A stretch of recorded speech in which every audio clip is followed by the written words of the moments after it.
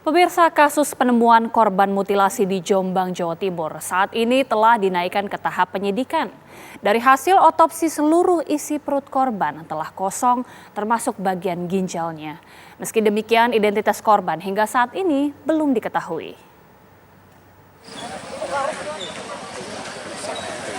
Hingga Senin sore, kepala korban mutilasi yang ditemukan di Jombang, Jawa Timur belum juga ditemukan. Selain kepalanya belum ditemukan, ada hal mengejutkan dari hasil autopsi jasad, di mana seluruh isi perut korban telah kosong, termasuk bagian ginjalnya. Dalam pengusutan kasus ini, polisi telah menaikkan statusnya ke tahap penyidikan. Autopsi dari dokter forensik menyebutkan ada beberapa luka yang sebelum meninggal dan setelah meninggal. Jadi ada dugaan bahwa jenazah tersebut atau mayat yang ditemukan tersebut mengalami penganiayaan sebelum meninggal. Dari keterangan dokter forensik tidak menemukan isi perut. Jadi ada indikasi pelaku mengeluarkan isi perut setelah korban meninggal. Dari hasil autopsi, jenis kelamin korban mutilasi itu merupakan perempuan, berambut panjang, berkulit sawo matang, serta berperawakan kecil. Di beberapa bagian tubuh korban juga ditemukan sejumlah luka akibat benda tajam. Untuk menyelidiki lebih pasti identitas korban, Satreskrim Polres Jombang telah mengirimkan sebagian tulang korban mutilasi ke Lapor Polda Jawa Timur. Dari Jombang, Jawa Timur, Umar Sanusi, TV One mengabarkan. Untuk mengetahui informasi terbaru mengenai kasus penemuan korban mutilasi di Jombang, Jawa Timur, kita telah terhubung dengan reporter TV One Ika Nurullah. Selamat malam Ika, seperti apa kemudian perkembangan dari proses pencarian ataupun penyelidikan korban mutilasi? Baik, bisa saya sampaikan bahwasanya terkait misteri mayat tanpa kepala yang sempat menggegerkan warga Kabupaten Jombang, Jawa Timur. Ini berawal dari temuan mayat tanpa kepala di tepi sungai, tepatnya di Desa Japan, Kecamatan Mojowono, Kabupaten Jombang, Jawa Timur.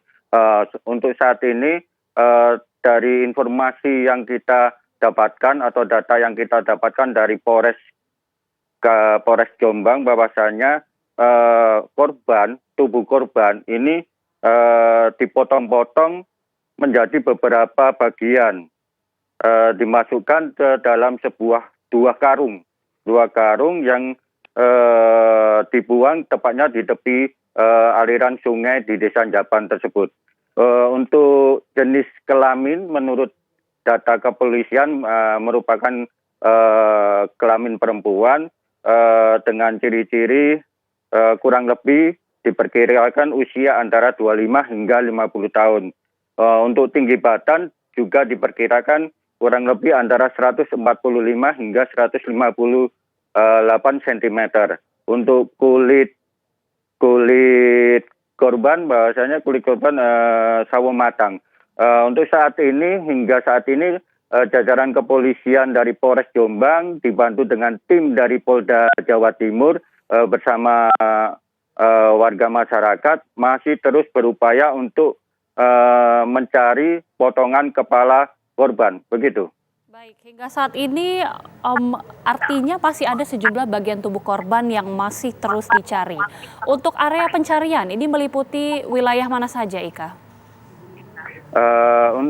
Menurut informasi bahwasanya untuk saat ini pihak kepolisian masih berupaya untuk mengungkap identitas korban ya, terutama kepolisian terus menggali informasi dari masyarakat yang dekat di area penemuan mayat tersebut, terutama kepada masih menggali informasi dari penemu pertama mayat yang ditemukan di aliran sungai tepi jalan Desa Japan, Kecamatan Mojowono, Kabupaten Jombang, begitu. Baik, kita akan tunggu bagaimana kemudian hasil pencarian dari pihak kepolisian. Terima kasih rekan Ika Nurullah, informasi langsung dari Jombang, Jawa Timur. Selamat bertugas kembali.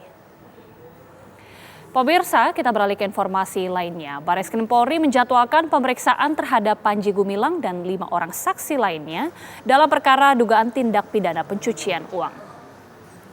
Pemeriksaan terhadap Panji Gumilang pada kasus dugaan tindak pidana pencucian uang disebut dilakukan pada pukul 10 pagi tadi. Dugaan tindak pidana pencucian uang ini muncul setelah Panji Gumilang ditengarai melakukan penggelapan dana zakat dan bantuan operasional sekolah BOS. Panji disebut-sebut mencampur adukan dana operasional yayasan yang diantaranya bersumber dari zakat dan dana BOS dengan rekening pribadinya.